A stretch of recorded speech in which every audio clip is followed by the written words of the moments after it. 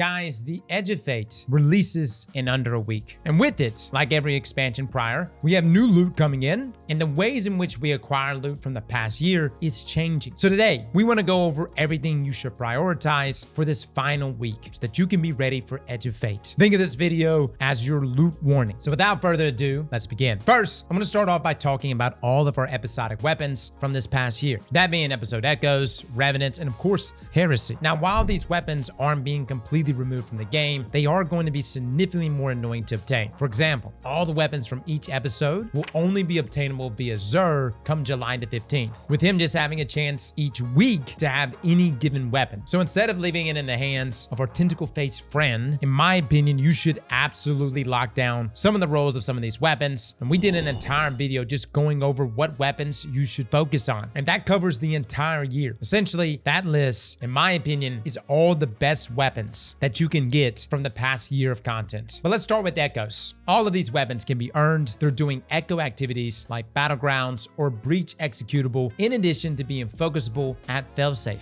Aberrant Action, in my opinion, is a must-have, especially for contest mode. But I would say even for launch, since right now it's the only solar rocket sidearm. However, we do know we're going to be getting a new one, but we aren't sure about all the perks that are going to be available on it. Big shout out to Fallout for putting together the spreadsheet, but even with some competition coming for Aberrant Action, in my opinion, it's still a must-have. That Heal Clip Incandescent combination makes it too good. And just like all the other Echo weapons, it's craftable, meaning you can lock down your perfect 5 out of 5 God roll before next week, provided you don't have the pattern already. Now, Lost Signal is another solid weapon, guys. It's a Stasis Aerial Denial Frame GL, which is very hot in the current meta. For the time being, it seems like it's still going to be very good. Now, the reason why this one in particular is so good is that it's the only one in that kinetic slot, outside, of course, the OG Witherhoard. Now, Lost Signal has some very good solid perks, from Lead from Gold, auto-loading holster, as well as One for All, which is very easy to proc on this archetype. Now, Corrasion is an arc heavy burst pulse rifle, rolling perks like Eddy Current and Line Action and Bolt Shot, as well as One for All. Now, the archetype for this is still the highest DPS archetype amongst pulse rifles, beating out even the likes of Rapid Fires, with really the only thing matching Corrasion is actually another arc heavy burst called Cruel Mercy. Now, that one too can be added to the list as well, but really what it comes down to is the perks. Cruel Mercy only has Rolling Storm, and while I do like the perk, if you're looking to focus on ad clear, Corrasion with Bolt Shot is just the way to go. Now, something else I would also recommend is grabbing a good perfect paradox from Failsafe if you don't have one already. Not only does this weapon have strong combinations like Field Prep and maybe even Trench Barrel, but the origin trait is truly what makes this shotgun so special. Essentially, dealing melee damage refills up to 20% of your magazine, and with this being a rapid fire frame, it's also got solid DPS. Now, you can combine this with perks like 1-2 Punch, which is going to be very nice in the upcoming melee changes. And for those that are not really into melee-based builds, I would urge you to check out our video covering all of the melee-based changes, because we have some big buffs, but also some sneaky nerfs that are sliding in. Regardless though, a 1-2 Punch perfect paradox is exactly what I have, and I've utilized this alongside Pugilist as my god roll for many months. Now, some honorable mentions for Echoes that should be lower priority, but would be nice to have, are both Chronophage, which is the Void Trace rifle, and Ill Omen, which is the Stasis Caster frame. Now, before moving on from Echoes though, I do want to mention that if you have a ton of Echoes Ingrams, guys, take advantage of these right now. You can go focus them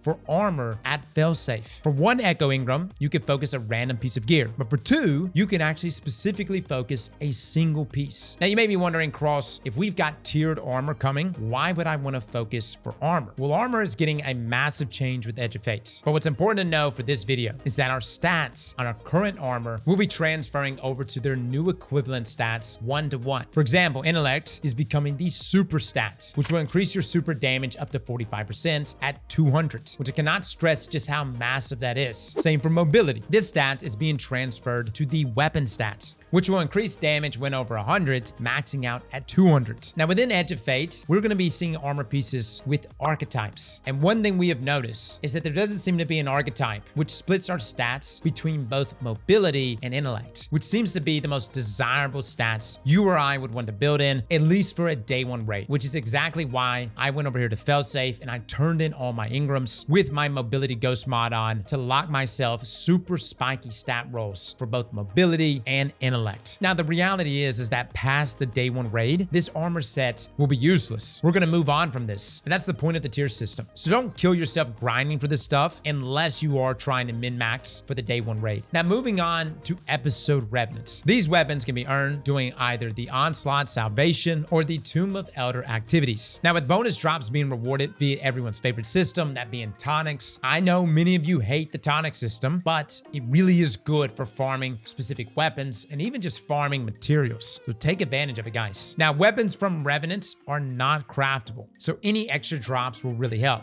Starting off, we have Liturgy. This is a stasis double fire grenade launcher. It can roll with very solid perks like Envious Arsenal and Chill Clip. This makes it a popular damage dealing option for damage rotations, especially when paired with other weapons that have Envious Arsenal. Bittersweet is also another one. It's here for many of the same reasons as Liturgy, that being Envious Arsenal, but it's a heavy adaptive frame grenade launcher. While yes, heavy GLs have certainly fallen behind in the DPS meta, when it comes to day one raids, really just never know. This does have a great combo of Envious Arsenal and Bait and Switch, which is always coveted on a GL. Now, you can also grab a solid Noxious Vetiver, which is a precision frame arc SMG. This is technically unique as it's the only arc precision SMG obtainable, at least currently, and it's got some pretty decent combinations like Attrition Orbs, which is getting a buff, and Jolting Feedback. Not to mention the origin trait for Revenant Weapons, Dark Ether Reaper, is also very good. This essentially spawns a Dark Ether charge after a certain amount of kills that when either shot or ran into, it overflows the weapon's magazine and it deals a bit of damage in the surrounding area. Now, Vantage Point is yet another arc pulse rifle with perks like Jolting Feedback. So if you don't like corrosion, this could be a solid option as well. Now, as for reprisal weapons, really my favorite one is Chroma Rush. It's a solid rapid fire kinetic auto rifle and it can roll with kinetic trimmers. And that's something I utilize for both PvE and for PvP. You've got Grid Skipper, which is a pretty good option for PvP and surprisingly does well inside of PvE, especially with destabilizing rounds, which got a massive buff inside of Heresy. Now, lastly, we have the weapons from Heresy, which can drop from either the Nether activity or the Court of Blades activity. Again, these are not craftable, but it can drop as either adepts through the expert versions of each activity on top of double perk variants. Now, the first weapon on the list is Adamantite. This is a strand support frame auto rifle, being only the second one in the entire game, with the first one being No Hesitation, which by the way, you should probably get that one as well. And that one's craftable. But back to Adamantite. This has the bonus of taking up our kinetic slots rather than our energy slots, and it has good perks as well. It's got things like Reciprocity, Slice, as well as Hatchling, Circle of Life, Tear, as well as Attrition Orbs. Now, I cannot stress just how invaluable support frame auto rifles are for contest level difficulty. When it comes to keeping your team alive, it's really hard to find anything that does it better than these auto rifles. Now, our next weapon on the list is Psychopop. This is another aerial denial grenade launcher, but this time arc flavor. This too has good perks, but more importantly, its shiny or its double perk variant has access to the origin trait Runneth Over. That's right, guys, that's a King's Fall origin trait. Now, the reason why this is so good is that it overflows the magazine by 10% for each ally within 15 meters of you. Now, if you pair this with Ambitious Assassin, this can easily get you up to 3 shots in a single magazine, which is pretty nuts. You pair this with things like Rolling Storm, fellas, you're cooking. This can also roll with Envious Arsenal, as well as Elemental Honing, making it a pretty solid option for damage rotations. I would highly advise you try to lock down a good one of these, especially the double perk shiny variants. Now, next up, we have Refusal of the Call. Now, listen, even if you're not a big fan of glaives, this strand glaive is truly unique. With the melee changes coming to our glaives just in general, plus the strand heavy artifact mods, this one is going to have beautiful synergy. Yes, glaive melee damage for legendary glaives is looking pretty strong in our next expansion. Now, I also need to mention Abyssal Edge. This is one of my most used weapons this past season, and this one is a strand wave sword. Now, the most important thing about this sword is that it can roll combinations like flash counter and redirection. The biggest thing though is of course flash counter. When you combine this with our exotic strongholds, you can essentially just sit there and block and never die. When you pair this with a Storm's Key barricade, and then you have enemies attacking you, this is going to be proccing flash counter, building up bolt charge stacks, and discharging, laying waste to everything around you. So essentially, this sword, despite it being such a defensive powerhouse with strongholds, is also very offensive on top of that. Now, something that really made this build so good this past season was Unraveling Orbs. But even without that, this sword is still going to be a great weapon in the expansions to come. Now, lastly, for Heresy, we have Watchful Eye. This is an arc aggressive frame LMG. Now, while I find myself leaning towards Commemoration or Corrective Measure when I'm searching for any machine gun, those are both Void. And if you're someone who doesn't raid often, Watch for Eye is a great replacement for either of those, with roles like Overflow, Field Prep, Eddy Current, and Jolting Feedback, as well as Skill and Tally. Machine guns are actually looking pretty good in this next expansion, partly due to the fact that you can reload part of the weapon throughout its reload animation. You don't have to do a full reload in order for the machine gun to be fully loaded and ready to go. Even if you do a part reload, part of the magazine will be ready for you to start shooting immediately. Now, lastly, for this section, I do want to give a reminder that Rite of the Nine will also be leaving with Edge of Fate as well. I know many of us don't care for the weapons, but some of them really are solid. And yes, we have videos on those weapons. Do keep in mind that once the event is gone, the shiny versions of these weapons are gone as well. Just like Into the Light, these shiny variants will only be available for the duration of the event. So if you're looking for a specific shiny weapon, you have until the 15th to get it. Now, with our episodic weapons out of the way, we can now move on to some of the weapons that are having their acquisition changed in Edge of Fate. Thankfully, this past swap gave us a good amount of information as to where we can find certain weapons going forward. For richer weapons like Vanguard Ops, Crucible, and Gambit, these locations are remaining the same at each respective vendor. However, in Edge of Fate, reputation tracks are no longer a thing. And with that, ritual Ingrams are also going to be deprecated. Now, you can still buy these weapons, but the cost has changed slightly due to the removal of the Ingram requirements. These will now cost 15,000 Glimmer and 3 enhancement cores. Now, this will mainly only make Crucible weapons more expensive because currently they only cost 5,000 Glimmer and 3 Ingrams to focus for. But I would say, guys, if you don't have a good Randy's throwing knife with under, over, and kinetic trimmers, hot damn it, fellas, please get one. This is still, in my opinion, one of the best scout rifles for dealing with champions, especially barrier champions, which will be in the artifact mod in the Edge of Fate. Truly one of my most used scout rifles when dealing with barrier champions. Now, as far as our Nightfall weapons, these are also going to be moved to legacy gear, but Bungie didn't exactly clarify the cost here. I would assume that they're going to keep the same 25,000 Glimmer costs that they currently have and probably replace Ingrams with cores, just like ritual weapons. Now, Nightfalls are being reworked a bit as a whole. Essentially, rather than having a weekly rotation for weapons, this is going to be on a daily rotation, and the pools of weapons is also expanding to include any Nightfall weapons that have an origin trait. Now, these rewards will work on a knockout list until all weapons have been unlocked, and then all the drops will have a flat drop chance. Now, also under Vanguard Ops is Onslaughts. Now, since this is going to be moved into the portal, this will feature new tier drops, meaning the Brave Arsenal will no longer be obtainable from Onslaughts. Rather, they're going to be moved into Xur's pool of weapons. But note, this will not feature any shiny variants, as those were only available during the Into the Light event last year. So these are another group of weapons that if you want a good roll-off, now is the time to get it, guys. Whether it was Mount Top, Hammerhead, Recluse, Luna's Howl. Honestly, there were so many bangers from Into the Lights. They pretty much all were bangers. But dude, just look through your vaults. If you're like, maybe I should have gotten that God Roll Midnight Coup. Hot damn it, man. Go snag it right now, or you're going to be subject to whatever Xur brings you in the future. Now, Legacy comp gear is also being moved to Xur with Edge of Fate. I know comp is an awful place. Believe me, I know. Getting that emblem literally cost me my soul. However, there's some great weapons, like Riposte with Repulsor Brace and Destabilizing Rounds, one of my favorite weapons in the game, and one of my most used PvE weapons. And I know Reckless Oracle exists out there, but Riposte got that drip, baby. For PvP weapons, Rose. Look, man, it's the meta. And unless Bungie comes out and nerfs it directly, Rose will always be the meta. So snag some rolls and maybe even pick up the one directly from the gunsmith. Now, the same thing also applies to trial weapons. We mentioned it in the weapons video, but Exalted Truth really is a fantastic void hand cannon. I know it's a PvP weapon. It's looked as a PvP only weapon, but inside of PvE, it's got perk options like Withering Gaze, Destabilizing Rounds, One for All, Repulsor Brace, Demoralize. I'm absolutely in love with this weapon for its void synergy inside of PvE. Now, something else that we also learned in the most recent twit is that destination materials are being completely deprecated with the Edge of Fate. So if you're looking to get resources and materials on those conversions, now is the time to turn those into Raul before next week, because he is no longer going to give Glimmer for these. Now, my suggestion for this is as you spend Glimmer focusing for gear, masterworking armor, or even crafting, make sure you also turn in these destination materials before resorting to other means to earn Glimmer, like claiming from your season pass. Because again, you can always download the extension and access previous season passes. So for me, guys, I kind of try to roll those things over into the next expansion. Now, if you're holding on to any helium filaments or spin metal leaves, make sure you turn these in. Now, lastly, before we wrap up this video, I want to mention exotic armor. You see, we recently put out an entire video breaking down exotic armor and how it's going to work in Edge of Fate. Essentially, though, the exotic armor we earn after next week is going to be earning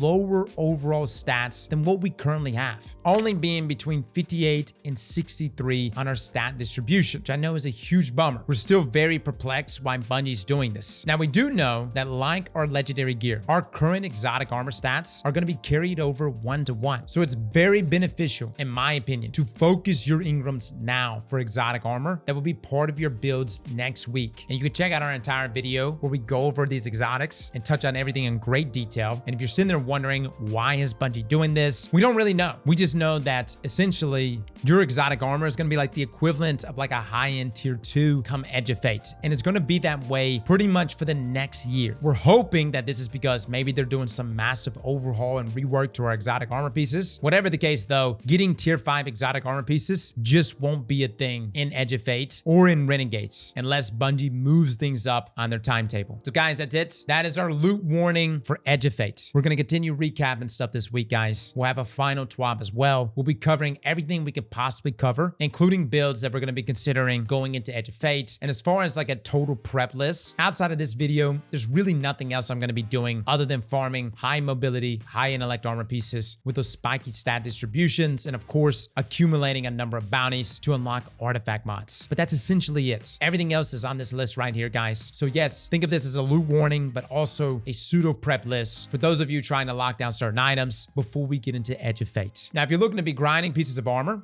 or locking down any of these other items, we will be live over at twitch.tv/Aztecross. We pull people right there from the stream, and we would love to have you join us. Well, fellas and ladies, thank you all for coming and watching, and as always, slap that like button like your mama told you right.